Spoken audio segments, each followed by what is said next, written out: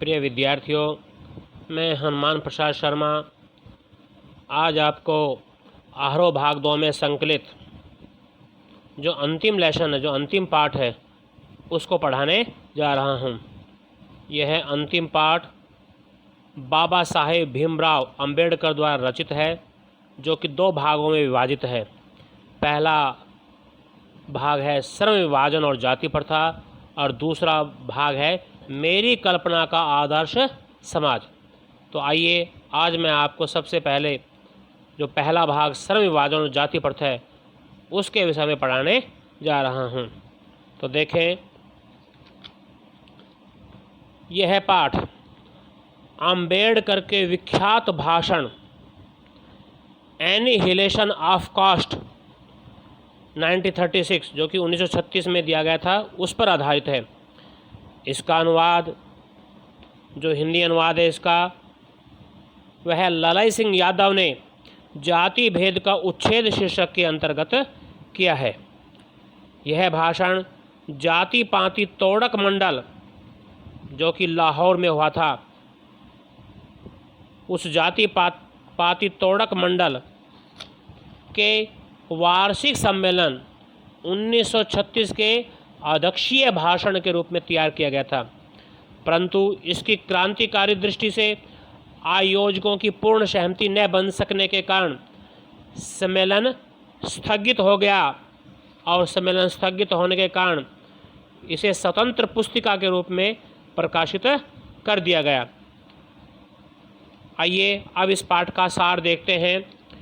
इस पाठ में लेखक ने जातिवाद के आधार पर की जाने वाली असमानता का तार्किक विरोध किया है। तो पाठ का सार देखें। लेखक बताता है कि आज के युग में भी जातिवाद के पोषकों की कमी नहीं है। पोषक जो जातिवाद को बढ़ावा देते हैं, जो जातिवाद के समर्थक हैं, उनकी कमी नहीं है। जातिवाद के समर्थक मानते हैं कि कार्य कुशलता के आधार पर जो श्रम विभाजन है वो बहुत ही जरूरी है, बहुत ही आवश्यक है, परंतु इसमें आपत्ति इस बात पर है कि जातिवाद श्रम विभाजन के साथ साथ श्रमिक विभाजन का भी कार्य करता है। यह श्रम विभाजन भी करता है। किसी भी सभ्य समाज में श्रम विभाजन आवश्यक है, परंतु भारत की जाति प्रथा श्रमिकों का अस्वाभाविक विभाजन करती है और इन वर्गों के आधार पर एक दूसरे को ऊंच नीच करार भी देती है।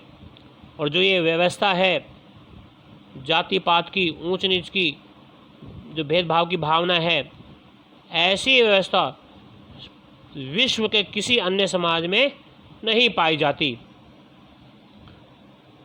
आगे देखें, जातिवाद को यदि श्रम विभाजन मान लिया जाए तो यह मनुष्य की रुचि पर, उसके इंटरेस्ट पर आधारित नहीं है, क्योंकि इसमें मनुष्य की रुचि का ख्याल ही नहीं रखा जाता। सक्षम समाज को चाहिए कि वह व्यक्तियों को अपनी रुचि के अनुसार पेशा चुनने के योग्य बनाए, उसे काम चुनने के योग्य बनाए। इसके विपरीत जाति प्रथा मनुष्य को माता पिता के सामाजिक स्तर के अनुसार पेशा अपनाने के लिए मजबूर करती है कि माता पिता किस जाति से संबंध रखते हैं, उसी जाति के अंतर्गत जो उसकी संतान, उसे कार्य करना पड़ेगा।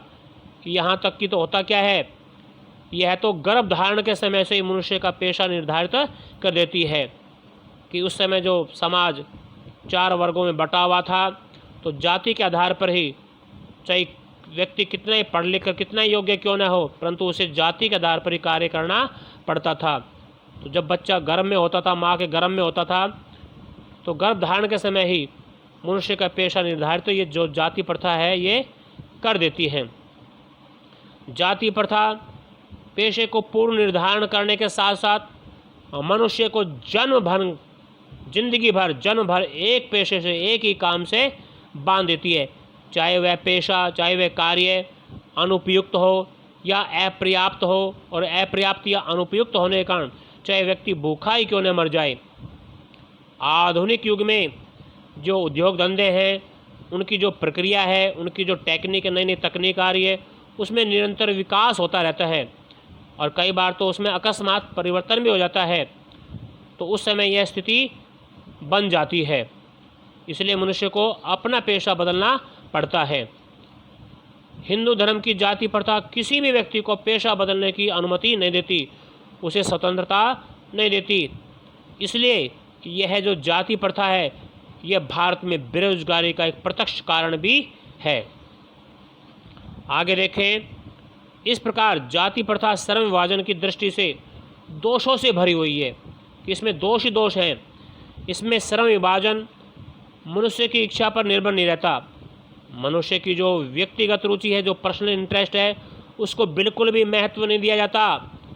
आज के उद्योग धंधों में बहुत से लोग निर्धारित कार्य को अरुचि के साथ मजबूरी वश करते हैं, व्यवस्थावश करते हैं, क्योंकि उनकी लाचारी है कि छोटी जाति के होने के कारण उनमें मजबूरीवश अपनी इच्छा के विरुद्ध कार्य को अपनाना पड़ता है और इससे मनुष्य टालू काम करने, बेकार का काम करने या कम काम करने के लिए प्रेरित होता है। इस प्रकार जाति प्रथा आर्थिक दृष्टि से भी हानिकारक है, क्योंकि यह मनुष्य की स्वाभाविक प्रेरणा, रुचि व आत्मशक्ति को दबाकर उसे अस्वाभाविक नियमों में जकड़कर निष्क्रिय बना देती है। तो कहने का अभिप्राय यह है कि जात पात की जो भेदभावना है, ये मनुष्य को ऊंच नीच भी करार देती है, उसे अपनी इच्छा के अनुसार कार्य करने को भी नहीं देती।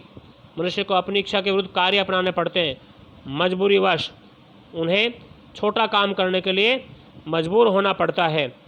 तो इस तरह से देखा जाए तो जाति प्रथा मनुष्य की प्रेरणा रुचि को दबाने के लिए भी दोषी है। तो बच्चों, इस तरह से मैंने वीडियो के इस प्रथम भाग में आपको श्रम विभाजन और जाति प्रथा के विषय में पढ़ाया और आगे जो इस पाठ का जो दूसरा भाग है, मैं उसको दूसरे वीडियो में आपको पढ़ाऊँगा। धन्यवाद।